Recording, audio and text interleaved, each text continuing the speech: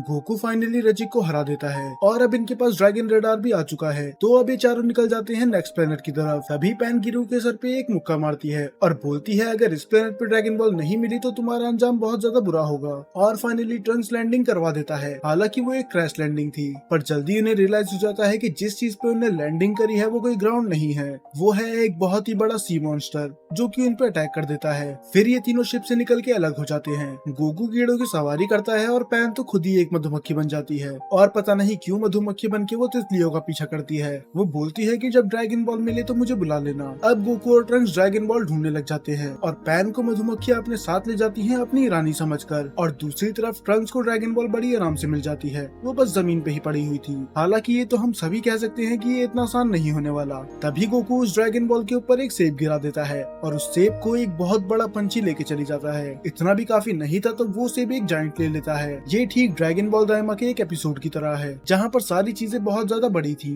वो दोनों इस जायंट का पीछा कर ही रहे होते हैं, पर तभी उनको पैन की आवाज आती है। ट्रंक्स बोलता है कि हमें पैन के पास जाना चाहिए, पर गोकू बोलता है कि नहीं, हमें ड्रैगन बॉल के पास जाना चाहिए क्योंकि पैन तो अपने आप को संभाल ही लेगी, पर अगर उसने ड्रैगन बॉल खा ली तो हम क्या करेंगे। पर ट्रंक्स उसकी एक नहीं सुनता और वो सीधा जाता है पैन को बचाने के लिए। गोकू को तो मानो कोई परवाह ही नहीं है। और दूसरी तरफ तो पैन के मजे आ रहे थे। सारे मधुमक्खी के बच्चे उसे अपनी माँ समझ रहे थे और बाकी सारी मधुमक्खियां उसे अपना शहद दे रही थी। शुरू में तो उसे कुछ रियलाइज नहीं होता, पर बाद में उसे पता चलता है कि वो क्या कर रही है। वो यहाँ बच्चे पालने नहीं आई है। तो वो बोलती है कि भाड़ में जाए जिम्मेदारियां, मैं तो यहाँ से जा रही हूँ। और दूसरी तरफ ट्रंक्स और गोकू रियल क्वीन को बचा लेते हैं पैन समझ के। और अब ट्रंक्स भी समझ जाता है कि वो पैन को अपनी रानी समझ रहे हैं, तो इससे पहले देर हो जाए हमें रियल रानी को वहाँ पर लेके जाना होगा। वो जा ही रहे होते हैं, पर पैन उन्हें रास्ते में ही मिल जाती है। पैन उन्हें समझाने की कोशिश करती है कि मैं तुम्हारी रानी नहीं हूँ, और अपनी रियल रानी को देखने के बाद वो वहाँ से चली जाते हैं। अब बस इनका एक ही काम था, ड्रैगन बॉल लेना। पर इससे पहले वो ड्रैगन बॉल लेते वो जायंट उसे खा जाता है। तब ट्रंक्स आइडिया देता है कि हमें कुछ देर वेट करना चाहिए, वो ड्रैगन बॉल हमें अपने आप ही मिल जाएगी। और ये सुनने के बाद तो पैन को और रिग्रेट होता है कि उसे यहाँ पर नहीं आना चाहिए था। उसने सोचा उसे बहुत ज्यादा एडवेंचर करने के लिए मिलेंगे, पर ये तो पता नहीं इससे क्या ही करवा रहे हैं। पर वो जायंट अचानक से तड़पने लग जाता है और तब गोकू नोटिस करता है कि वो ड्रैगन बॉल उसने निगली नहीं है, वो अभी भी उसके दांतों में फंसी है। तो गोकू उसके मुंह के अंदर जाके कामेहामेहा का यूज करता है और बस एक ही अटैक से ड्रैगन बॉल के साथ साथ उसका पूरा दांत ही बाहर आ जाता है। अब इन्हें ड्रैगन बॉल मिल चुकी थी और जायंट को भी कोई प्रॉब्लम थी नहीं, क्योंकि वो बस दिखने में खतरनाक है पर दिल का अच्छा है। अब पैन को समझ में आ जाता है कि गिरू इतना भी यूजलेस नहीं है जितना वो समझ रही थी। तो वो तीनों डिसाइड करते हैं कि ये पोकेमोन की तरह बस एक ही वर्ड बोलते रहता है, गिरू, तो इसका नाम ही वही रख देते हैं। और ये चारों फिर से निकल जाते हैं एक नए प्लेनेट पर। अब पैन गिरू को बांध देती है क्योंकि वो उनके सारे के सारे शिप के पार्ट्स खा रहा था। और बस इतना ही नहीं, वो तो उसके सीजर तक खा लेता है। ये भी ठीक गोकू की तरह ही भूखा है। अब कुछ दिनों बाद ये पहुंच जाते हैं एक नए प्लेनेट पे और ये प्लेनेट बाकी प्लेनेटों से बिल्कुल अलग था। ये सुंदर तो था पर बहुत ही ज्यादा शांत, मानो यहाँ पर कोई रहता ही ना हो। पर तभी गिरू बताता है कि नेक्स्ट ड्रैगन बॉल वहाँ पर है और ये तीनों ही नोटिस करते हैं एक विलेज को जहाँ पर बहुत ज्यादा टेंशन का माहौल था। पर अच्छी बात ये थी इन्हें नंबर 6 की ड्रैगन बॉल मिल चुकी थी, जो कि एक लड़की के बालों में लगी हुई थी। और ये बिना कुछ सवाल जवाब करे सीधा अंदर चली जाते हैं। और उसी विलेज का एक लड़का डोमा उन पे बहुत बुरी तरह से चिल्लाता है कि आखिर तुम्हारी हिम्मत कैसे हुई इधर आने की। ट्रंक्स उसे समझाता है कि हमारा डिसरिस्पेक्ट करने का कोई मोटिव नहीं था,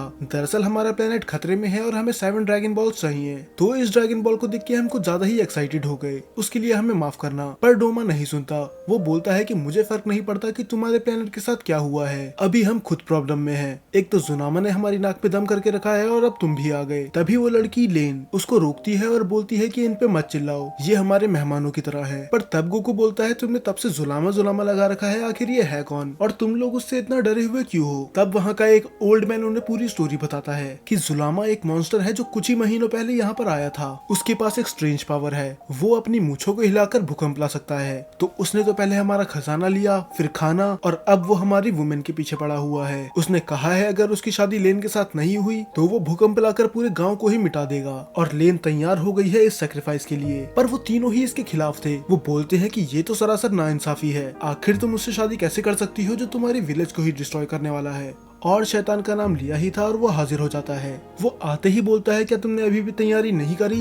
तभी जोनामा बोलता है कि लगता है मेरी बात का तुम पे कोई असर हुआ नहीं, और तभी वो अपनी मूछें हिला के बहुत ही बड़ा भूकंप लेके आता है, यहाँ तक कि गोकू और ट्रंक्स भी खड़े नहीं हो पा रहे थे। तभी लेन बीच में आके बोलती है कि ये सब रोक दो, मैं तुमसे शादी करने के लिए तैयार हूँ, पर वादा करो कि तुम मेरे विलेज को कुछ नहीं करोगे। और वो मान जाता है, पर वो बोलता है कि मैं तुमसे इस ड्रेस में तो शादी नहीं करूंगा, तो फिर मैं कल आता हूँ। कल तुम अपनी शादी की ड्रेस पहनना और खाना पीना भी तैयार रखना, और जो मैं मांग रहा हूँ अगर मुझे कल नहीं मिला तो तुम जानती हो कि तुम्हारा क्या होगा। वो वहाँ से चले जाता है और लेन बेहोश हो जाती है, और बाकी सभी लोग रोते रोते शादी की तैयारी कर रहे थे, पर गोकू उसको तो अभी भी खाने की ही पड़ी है। एक औरत गोकू को मूली से मारते हुए बोलती है कि तुम कितने सेल्फिश हो, हम इतनी टेंशन में हैं और तुम्हें खाने की पड़ी है। अब गोकू बेचारा भी सोच रहा था कि उसमें उसकी क्या गलती। और दूसरी तरफ ट्रंक्स और पैन लेन को संभाल रहे थे। पैन बोलती है कि आप चिंता मत करो, मेरे ग्रैंडफादर और ट्रंक्स हमारे प्लेनेट पे सबसे स्ट्रॉन्गेस्ट वॉरियर है। पर ट्रंक्स तो साफ मुकर जाता है कि ऐसा कुछ नहीं है। अगर स्ट्रॉन्गेस्ट वॉरियर की बात करी जाए तो वो है गोकू, वेजिटा और गोहान। मैं शायद टॉप 5 में हूँगा। पर पैन उसे कोनी मारते हुए बोलती है कि अपना मुंह बंद रखो और इनकी मदद करो। अब गोकू भी वहाँ पर आ जाता है खाना लेकर, पर वो औरत उससे फिर से खाना छीन के ले जाती है। तो अब गोकू को भी समझ में आ गया था जब तक वो उस मॉन्स्टर को नहीं हरा देता ये लोग तो इन्हें खाना नहीं देने वाले। तो वो बोलता है कि तुम चिंता मत करो, मैं उसको उसकी नानी याद दिला दूंगा। पर तब पैन बोलती है कि हमें समझदारी से काम लेना होगा। तो पैन गोकू को जबरदस्ती वो वेडिंग ड्रेस पहनाने लग जाती है और बोलती है कि लेन की जगह आप उसके साथ जाओगे, और सही मौका मिलते ही हम उसकी मूछें काट देंगे ताकि वो भूकंप ना ला पाए। गोकू पहले बहुत मना करता है, पर उसे पता होता है कि ये बहुत आसान तरीका है, तो वो मान जाता है। पर प्रॉब्लम्स यहाँ पर खत्म कहाँ होने वाली थी। गोकू की हाइट इतनी छोटी थी कि वेडिंग ड्रेस तो उसे आ भी नहीं रही थी। तो अब ट्रंक्स समझ जाता है कि ये इसे टारगेट करेंगे, तो वो वहाँ से भागने की कोशिश तो करता है, पर पैन उसे रोक लेती है, और फाइनली ट्रंक्स बन जाता है princess Trunks. My name is Trunks. Hello, Princess Trunks. I'm not a. As my first decree, you shall only call her Princess Trunks! All hail Princess Trunks! अब नेक्स्ट डे ये सब तैयार हो जाते हैं, और डोमा भी डिसाइड करता है कि वो इन तीनों के साथ जाएगा।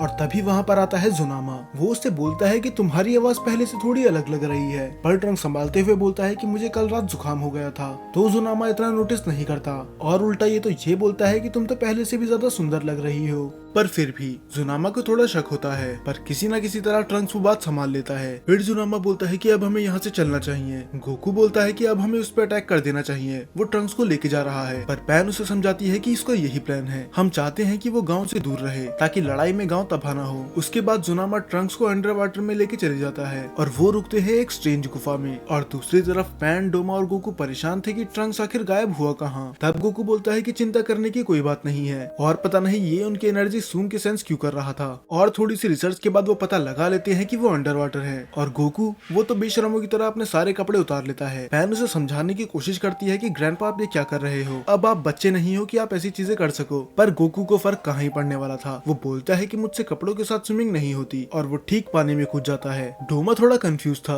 वो बोलता है कि ये सच में तुम्हारे ग्रैंडपा है, क्योंकि हाइट तो छोड़ो, ये तो हरकतों में भी तुमसे छोटे लग रहे हैं। और दूसरी तरफ तो बेचारे ट्रंक्स की हालत खराब हो गई थी। उसे रियलाइज होता है कि ये गुफा ठीक वोल्केनो के ऊपर है, और इतनी गर्मी की वजह से उसका मेकअप भी उतरने लगता है। और जोनामा उसे नई नई ड्रेस दिखाता है, और ट्रंक्स भी उन ड्रेस को खुशी खुशी देख रहा था, पर उसे रियलाइज नहीं होता कि अब उसकी विग गिर चुकी है। अब ट्रंक्स रेडी था एक घमासान युद्ध के लिए। जोनामा बोलता है कि आज तक जिसने भी मुझे धोखा दिया है वो बच नहीं पाया। तुमने वादा करा था कि तुम मेरी शादी लेन के साथ करवाओगे। पर फिर वो एक स्माइल देता है और बोलता है कि पर मुझे कोई प्रॉब्लम नहीं है, क्योंकि तुम तो लेन से भी ज्यादा सुंदर हो। जोनामा को ट्रंक्स अभी भी एक लड़की ही लग रही है। वो उससे उसका असली नाम पूछता है, और वो शादी की तैयारी करने लग जाते हैं। ट्रंक्स उसे वो ड्रिंक देने की कोशिश करता है जिसमें नशे की दवाई मिली होती है, पर वो तो साफ मना कर देता है। वो बोलता है कि मुझे पीने का कोई शौक नहीं। पर ट्रंक्स को पता होता है कि अगर हमने इसे बेहोश नहीं करा तो हम इसकी मूछें नहीं काट पाएंगे। तो इस बार वो ड्रिंक की जगह उसे वो नशे वाले लड्डू खिलाता है, और फाइनली थोड़ा सा नशे में झूमने के बाद वो बेहोश हो जाता है। और सबसे पहले तो ट्रंक्स अपने कपड़े चेंज करता है। वो परेशान हो चुका था लड़कियों के कपड़ों में। और डोमा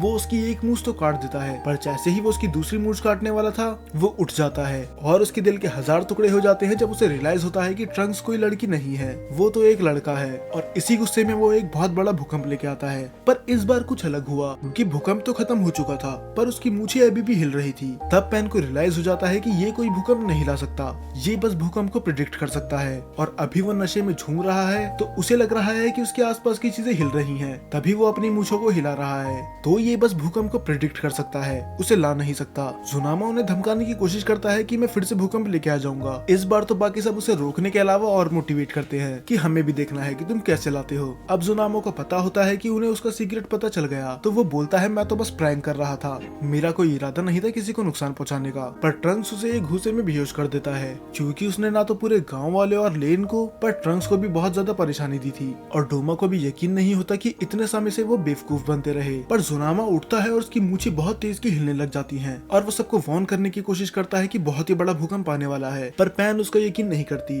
वो बोलती है कि तुमने हमें अभी भी बेवकूफ समझ रखा है कि हम तुम्हारा यकीन करें। पर इस बार वो झूठ नहीं बोल रहा था, वोल्केनो इरप्ट होने वाला था। और जैसे ही उन्हें पता चलता है कि ये सच बोल रहा है, वो सभी दुम दबा के भाग जाते हैं। और गोकू अपने कामेहामेहा का यूज करता है वोल्केनो को रोकने के लिए और अपने आप और बाकी सबको एक्स्ट्रा पुश देने के लिए। तो वो सब तो आराम से बाहर निकल जाते हैं। पर अब सबसे बड़ी दिक्कत ये थी कि इस वोल्केनो को कैसे रोके, क्योंकि अगर ये इरप्ट हुआ तो इस पूरे जंगल के साथ साथ पूरा गाँव भी तबाह होगा। तो गोकू फिर से डिसाइड करता है उस वोल्केनो को अपने कामेहामेहा से रोकने की। पर वो इतनी पावर यूज कर लेता है कि वो चट्टान का नामो निशान ही मिट जाता है, जैसे वो वहाँ पर कभी थी ही नहीं। डोमा को यकीन नहीं होता कि आखिर इसने ये करा कैसे और आखिर ये उड़ कैसे रहा है। पर वो ज्यादा सवाल जवाब नहीं करता, क्योंकि वो खुश था कि उसका गांव बच चुका है। अब लेन उन्हें 6 स्टार ड्रैगन बॉल दे देती है। वो बोलती है कि तुम ये डिजर्व करते हो, तुमने हमारे गांव को बचाया। और जहाँ तक बात रही जुनामा की, अब देखा जाए वो उतना भी बुरा नहीं है, वो धीरे धीरे हमारे लोगों के साथ घुल मिल रहा है। तो तुम सबका शुक्रिया। अब इन्हें फाइनली 2 ड्रैगन बॉल्स तो मिल चुकी थी, अब बस इन्हें चाहिए थी 5 ड्रैगन बॉल्स। खैर ऐसा इन्हें तो लगा, इन्हें लग रहा था ड्रैगन बॉल ढूंढना तो बहुत ज्यादा आसान है।